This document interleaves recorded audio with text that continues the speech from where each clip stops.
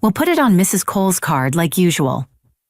That's what the maitre d' said, smiling, as if my name had been erased. I didn't even look at him. I was too busy staring at my daughter, Maya, in a silk dress I hadn't paid for, raising a $200 glass of Barbaresco across the table to Lucas's smug, grinning parents. Lobster tails, truffle risotto, designer handbags looped over the back of their chairs. A picture of wealth, a picture of theft. They hadn't seen me yet, but I'd seen enough. I took a deep breath, like I was steadying myself on a ship in a storm. I leaned in close to the maitre d'. "What time is it?" he checked. 8:51. That gave me 9 minutes. I stepped outside the bistro and pressed the number I'd saved 2 weeks ago. Mr. Alvarez picked up on the first ring. "Freeze the emergency card at 9 p.m., I said. Not a second before, he paused. "Mrs. Reed, are you absolutely, I'm sure, 9 minutes?" That's all Maya and Lucas had left to pretend they were people who could afford their lifestyle. 9 minutes to toast their illusions on my dime. I didn't go back in right away. I stood just outside watching them through the glass like strangers at a museum exhibit. They looked so polished, so proud, so sure I'd never notice. That card, my emergency card, was never meant for this. Not for champagne tastings or boutique clothes or shelling out for Lucas's parents like they were visiting heads of state. It was for real emergencies, rent, groceries. Maya knew that. Hell, she cried in my arms when I gave it to her after her father died. "You'll always have something," I told her. I just didn't know I would be the something. They were laughing now. Maya leaned over and kissed Lucas's cheek like she hadn't lied to my face 3 days ago and said they were tight this month and could I please cover the tax bill just this once. I nearly did until the alert came in, one of many. I didn't storm in. I ordered a coffee at the corner table and waited like I had been for months, quietly, alone with the receipts piling up. At 9 o'clock, their world would change. No shouting, no meltdown, just a silence they wouldn't be able to afford because this time I'm not paying for the lie. They were laughing when the first charge came in. I could see it on Maya's face through the window, and just like that, the flashback hit me like a wave. I remembered carrying her to daycare that first morning. She was so small, one arm around my neck, the other clinging to my blouse like she was holding on for dear life. Quote 0. "Don't go."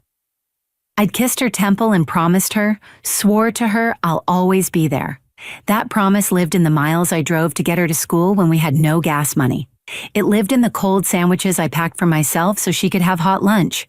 It lived in the night shifts I picked up, in the shoes I didn't buy, in the clothes I hemmed instead of replaced.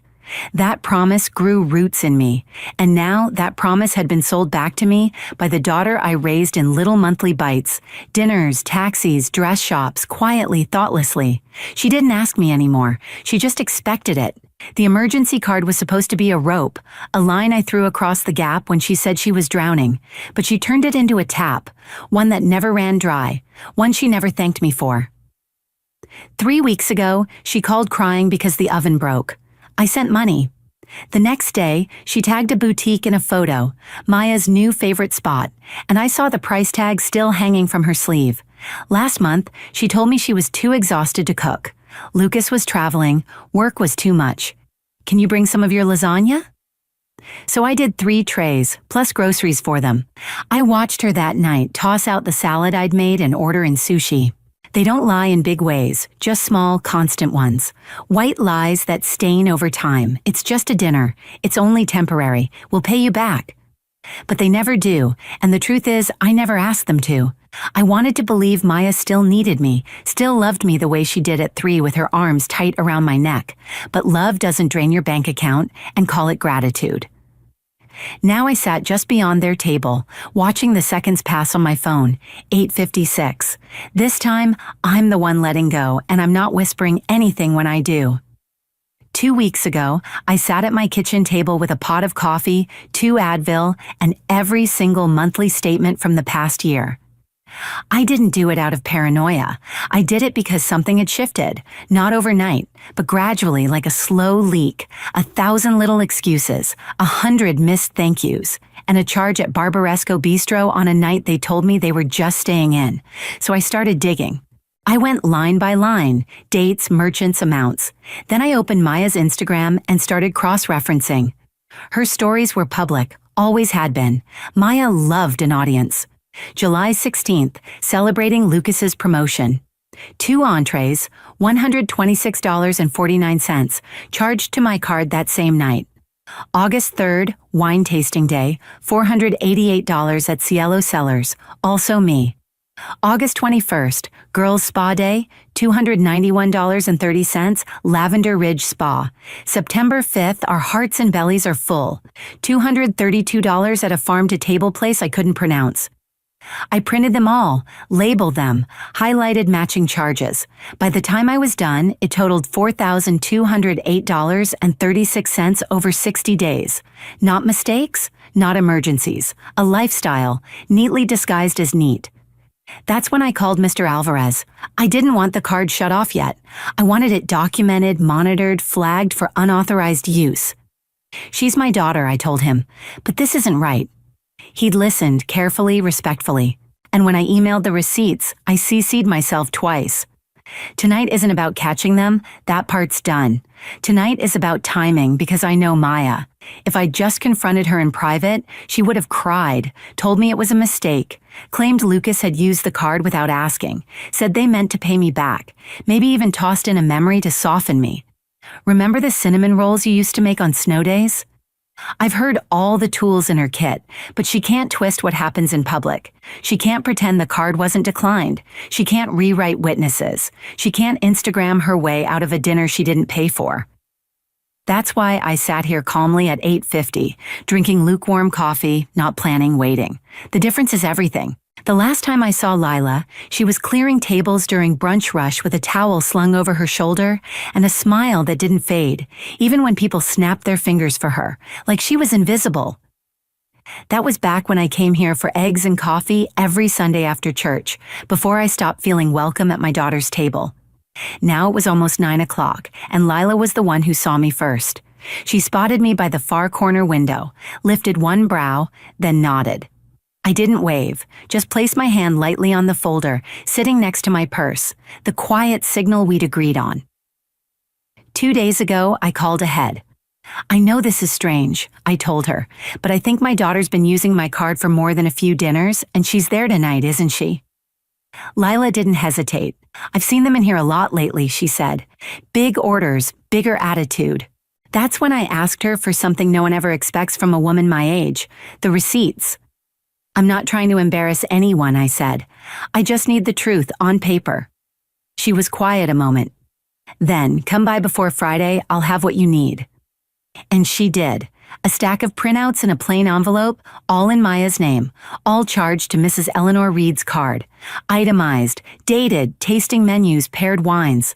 One night, they ordered a $14 side of grilled asparagus and didn't even finish it.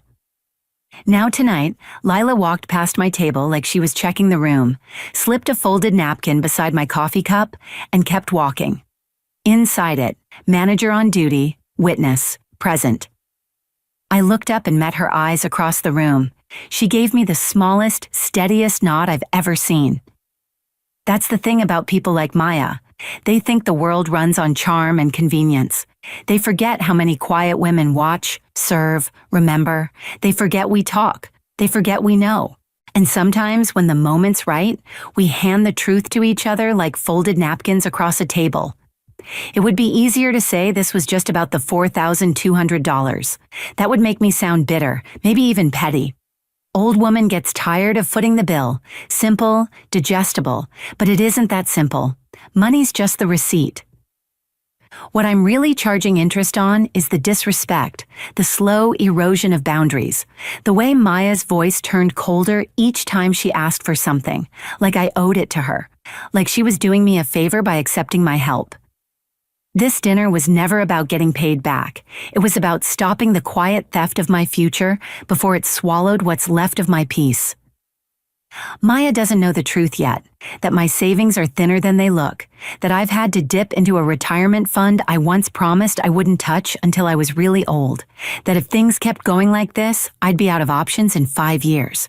I didn't want to shame her, I wanted to warn her, but she doesn't hear warnings not until they sound like consequences. So I had to choose a different kind of voice, one she'd understand, one the room could hear, not to humiliate her, Not to destroy her, just to stop her, because this isn't the kind of betrayal you yell about. This is the kind you address the way a surgeon cuts, clean, direct, and with the full weight of understanding that if you don't remove the rot now, it spreads. Tonight has rules. No screaming, no seeing, no tears if I can help it. I don't want to become the mother people film on their phones. I want to become the woman who makes people sit up straighter when she enters the room. That's why I called the bank. That's why I brought the folder. That's why I printed copies, not just for Maya, but for Mr. Alvarez and my lawyer. I won't just freeze a card. I'll protect the account. I won't just call her out. I'll cut her off legally, emotionally, and clean because I've made enough casseroles, I've said enough yeses, and I've swallowed enough quiet shame in the name of being the understanding one.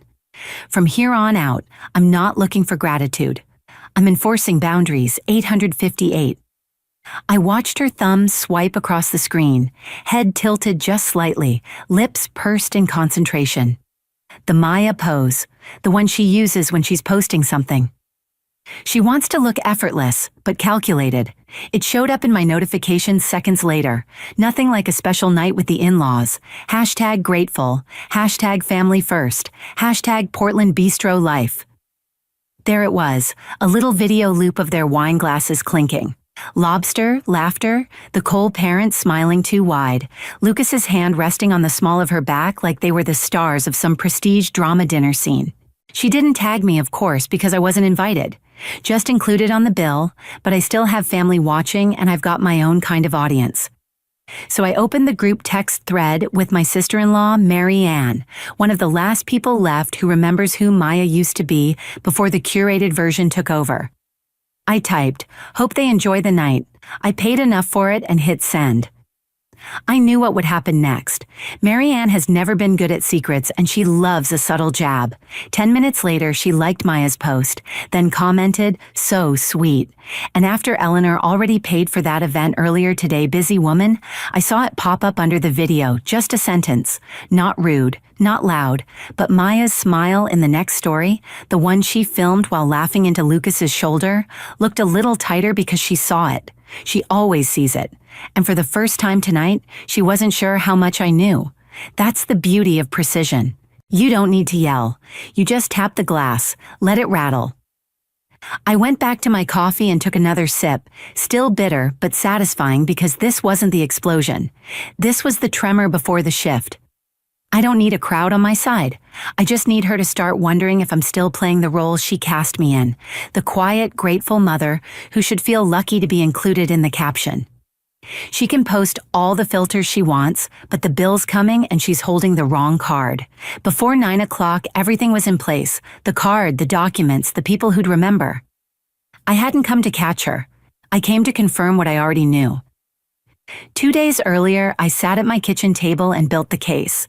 Receipts from Lila, bank statements, screenshots of Maya's posts, every detail lined up in rows like soldiers.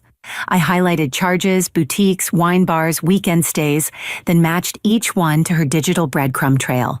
I typed a short professional email to Mr. Alvarez, subject, non-authorized charges. Freeze request, Mr. Alvarez. Please find documentation of unauthorized charges made on the emergency card. I am requesting a freeze to be placed at exactly 9 p.m. on Friday. I attached the receipts, labeled everything, blind copied my lawyer. Then I printed hard copies and tucked them into a plain envelope. That envelope sat in my purse now, untouched, not for drama, just readiness. Tonight, I came early, ordered coffee, took a table near the wall, not hiding, observing.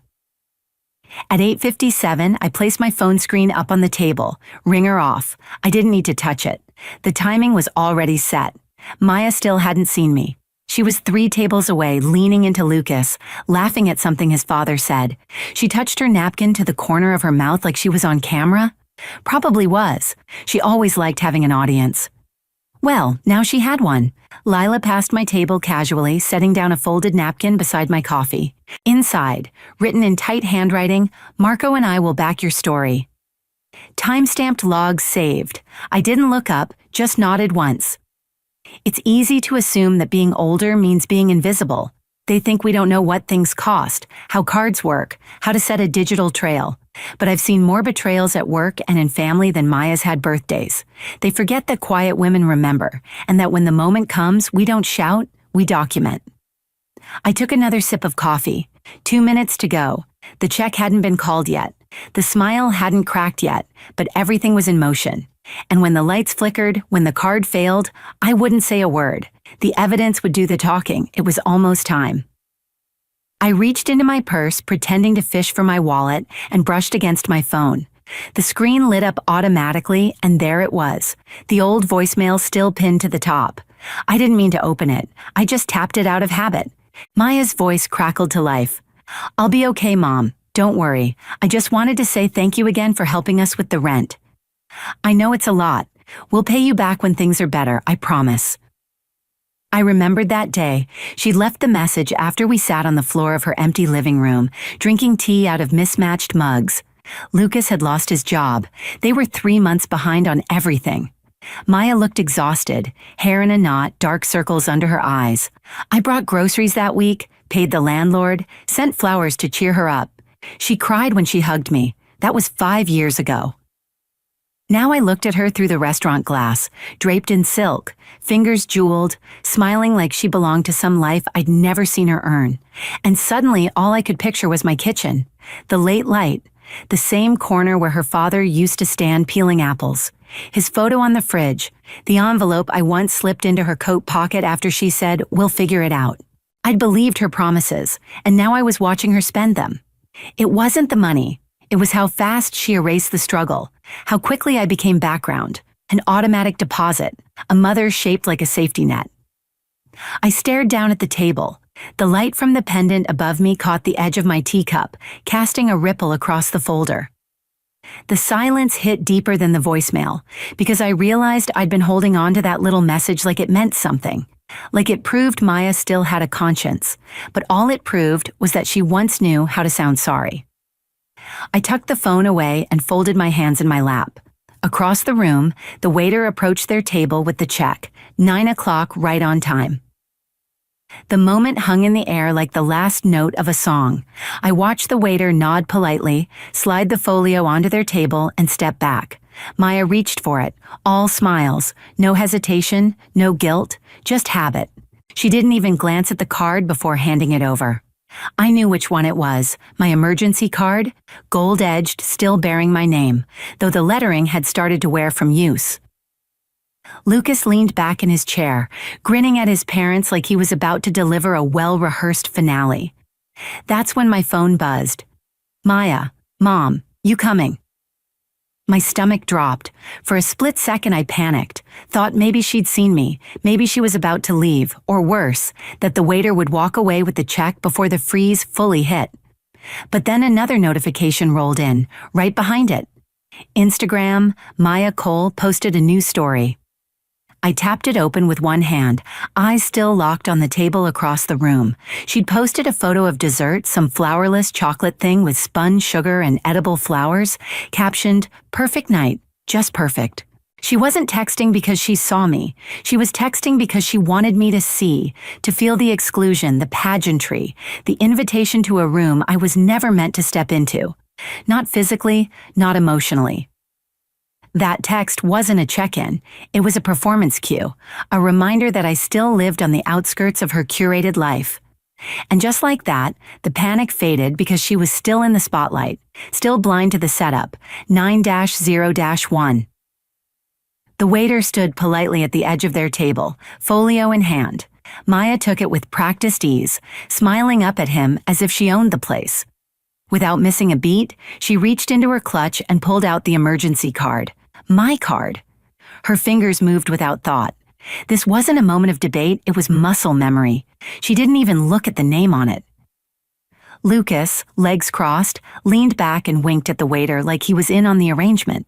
His mother was already adjusting her scarf, grabbing her purse. His father waved for the valet. No one even blinked. Because this was routine, I could feel my heart beating behind my ribs, not fast, not wild, just steady, like it had been waiting for this moment. The waiter stepped away with the card. Maya sipped the last of her wine. Across the room, I stirred the ice in my empty water glass and let my eyes drift casually toward the door, as if I might be getting ready to leave. Then I saw it. The waiter reappeared at their table, card in hand. Maya blinked, confused. He leaned in quietly, too low for me to hear, but not too low for the table next to them. The older woman in pearls leaned ever so slightly toward the conversation. Then the waiter said something louder, clear enough to carry, but still professional. "I'm so sorry, ma'am, the card has been declined." The silence that followed wasn't loud. It was surgical. Maya froze. Lucas's eyebrows drew together. His father looked annoyed. His mother tilted her head, not surprised, not outraged, just curious.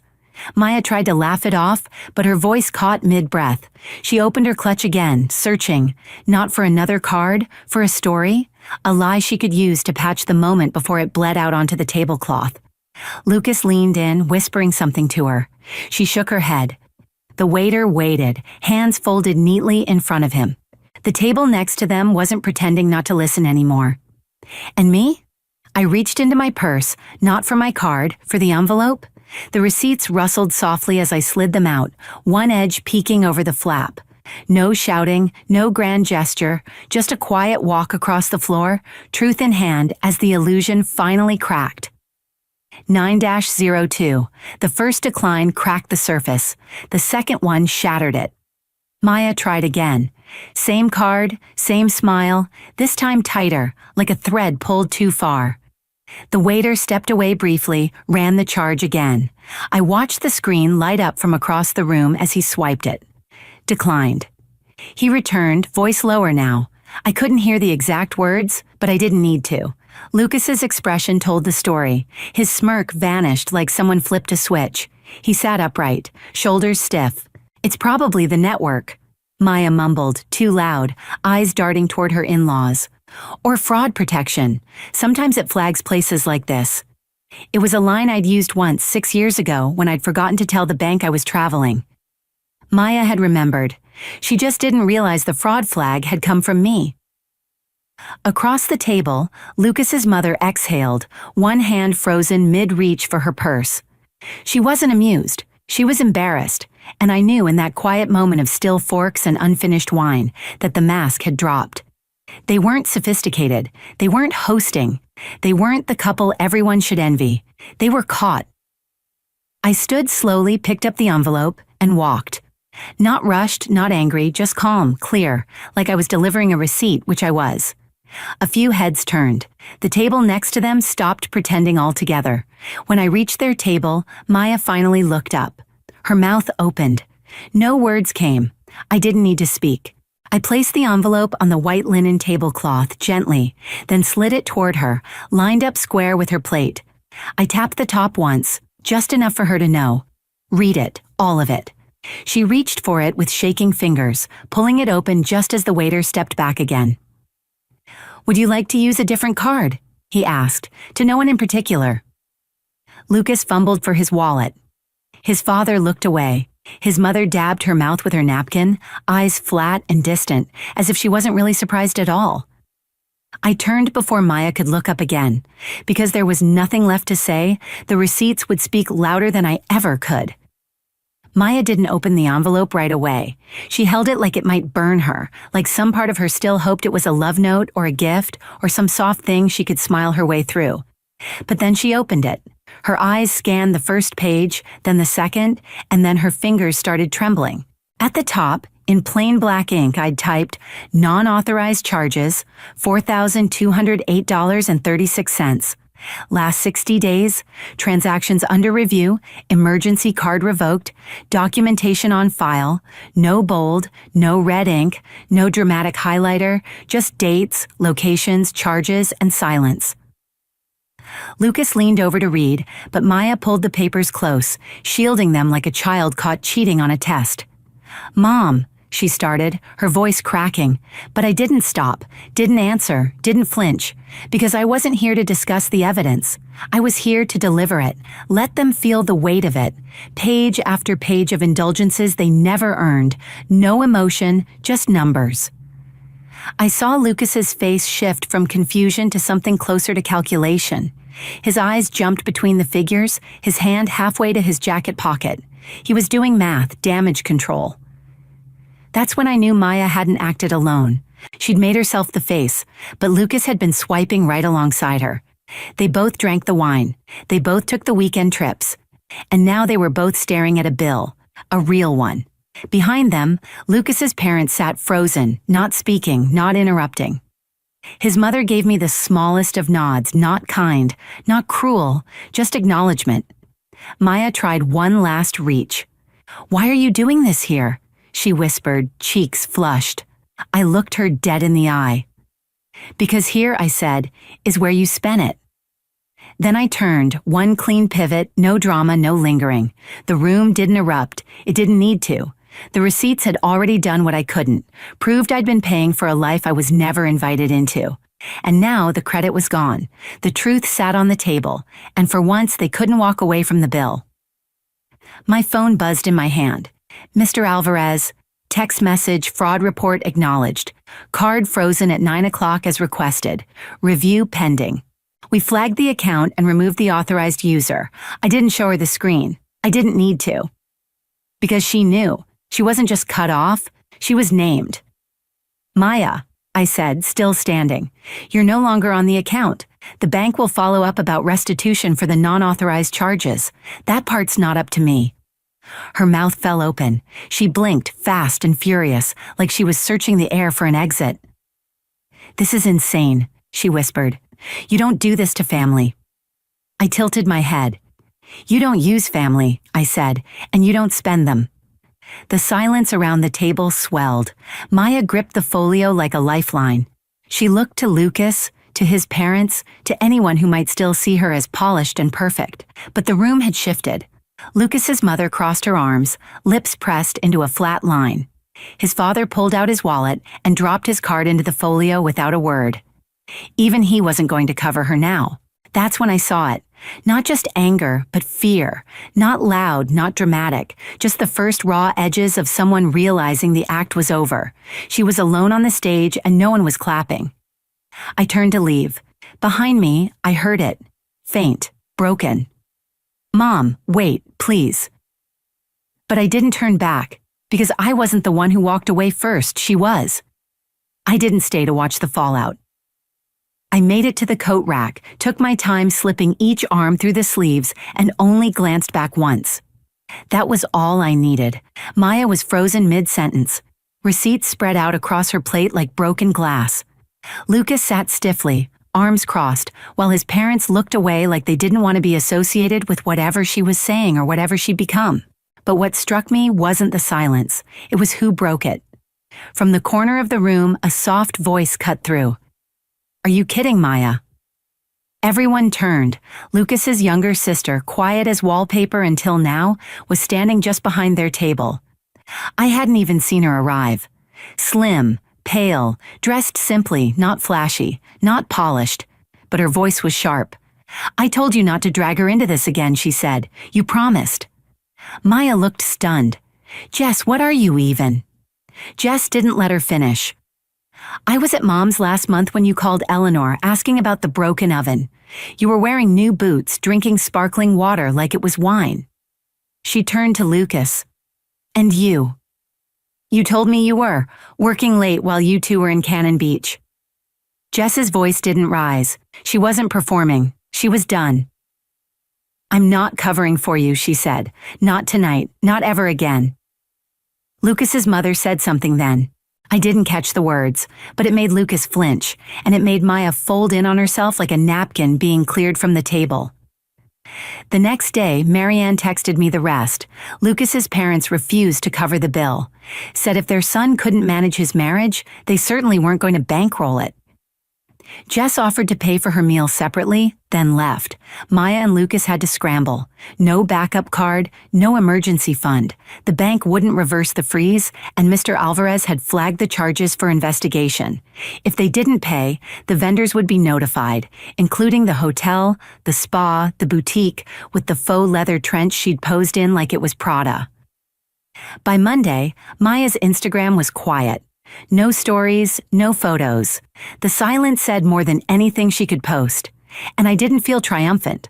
I felt clean, because this wasn't revenge. It was the first time in years I'd let her feel the real cost of her choices without rushing in to cover the check.